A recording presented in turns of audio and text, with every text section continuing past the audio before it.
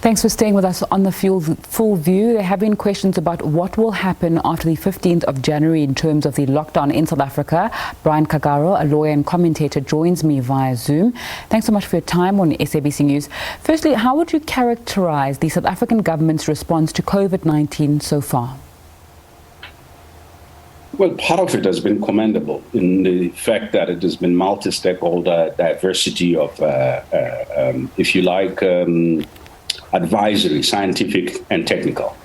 It has been a bit lacking because the ambition does not translate into reality in addressing the social ramifications of the pandemic. And so the biomedical response is undermined by the socio-economic realities.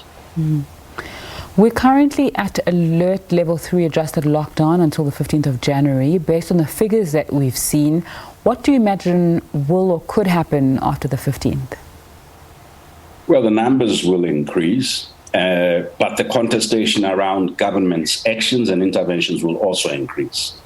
So the people in the liquor industry are saying we've lost 165,000 jobs, and the people, health professionals, are saying we've had 27,000 health professionals infected, 230 die. We can't cope.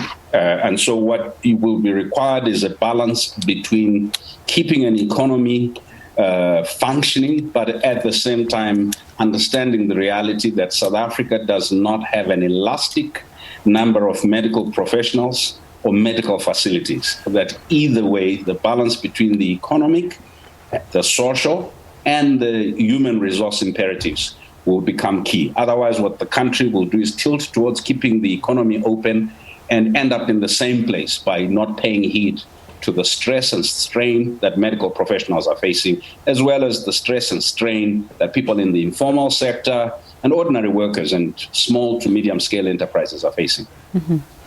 The South African economy was already battling before COVID-19 with projections of debt-to-GDP ratio of over 65% before COVID. Now, the South African government doesn't appear to have the fiscal space or, some would say, logistical capabilities to enact large-scale, long-term payments to say to citizens, stay home in a hard lockdown scenario so we can counter COVID-19, but it also can't afford to lose lives. So what's to be done? I think the biggest issue is not losing lives. I think the biggest issue is that South Africa's investment into health is still below 15% of GDP. In fact, some estimates suggest it's about 9-10%.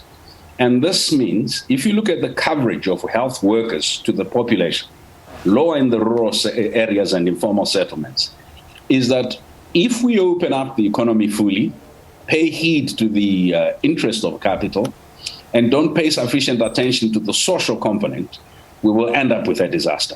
If we pay attention to restraint without investments that will unlock some form of breathing space for the economy, we will have a disaster. So what I see happening is some stricter measures, but nuanced in terms of aspects of the economy that you have to allow to breathe. At the moment, the thinking about the economy is just around big business, which perhaps makes sense for those that are in authority. But it's the middle part of the economy that is closer to what will cause political instability and social unrest in this country, which is the small to medium enterprises as well as the informal sector. And I think we need to pay a lot of attention to those components, whilst we are paying greater attention to what do we do given the limited number of healthcare professionals who each day are experiencing huge losses and fatigue. One of the suggestions that's been made quite repeatedly by campaigns such as Pay the Grants is a basic income grant for South Africans, not only for COVID, but beyond, which has been suggested as a way of making sure that people that you've spoken about, the informal traders and people who are outside of big business, have a chance to survive not only in COVID, but beyond. Well, you need that is a starting point. What you need is a more comprehensive linkage between the country's economic policy and social policy. The basic income grant will give people some purchasing power at a household level and maybe some savings, depending on how they deal with that small grant. However, what it will not address is the structural crises that manufacture poverty and inequality in this country. As long as those inequities are not addressed, there is no amount of social grant that will avert the sort of apocalyptic economic consequences. There needs to be some shift in terms of thinking about economy and the social dimensions of economy. And so inequality and inequity, if they keep growing, it really won't matter much whether you fully open the economy or half open it. So I think that if there was any moment for a rethink of what works for South Africa, not what is common economic prudence, but what is practical, locally relevant economic prudence, it is now. Mm-hmm. If there needs to be this reset that you're speaking about in order to tackle the structural problems that are there in South Africa, how possible is it, seeing that the South African government of democracy has had about 26 years to try and tackle this very issue and have not been able to for a multitude of reasons, in an environment where they're constrained by already struggling economy now, as well as an influx of people who are ill and pressure on the system, is it possible, and how? Well, it is possible first by reducing the sort of luxuries that the political and economic elite in this country afford themselves.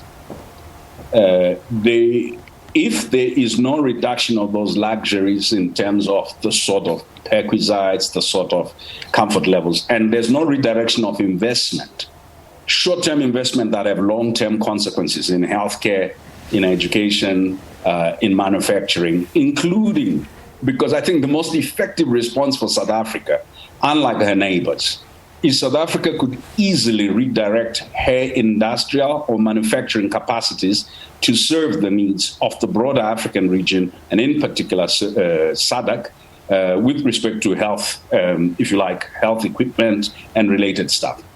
What is needed for that is for South Africa to treat her neighbors not simply as customers, but as partners in what would be a collective turnaround. I do not think an exclusively South African response to COVID-19 suffices. I don't think any SADC or African country really can take an exclusively national response. Our borders are porous.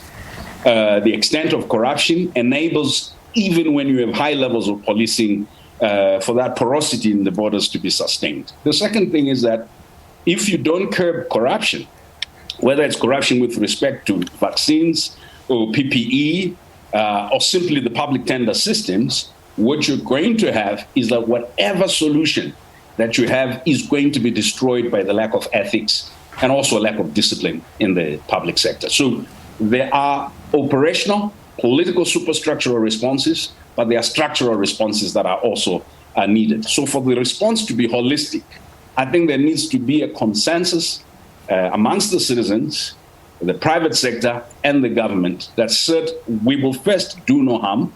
Second, we will reduce the seepage, the wastage, and leakages from corruption and other mismanagement. But third, that we will redirect investment to those things that will make a difference now and in the medium to long term. Brian Kagaro, who's a lawyer and commentator, political analyst as well, thanks so much for your time on SABC News this evening.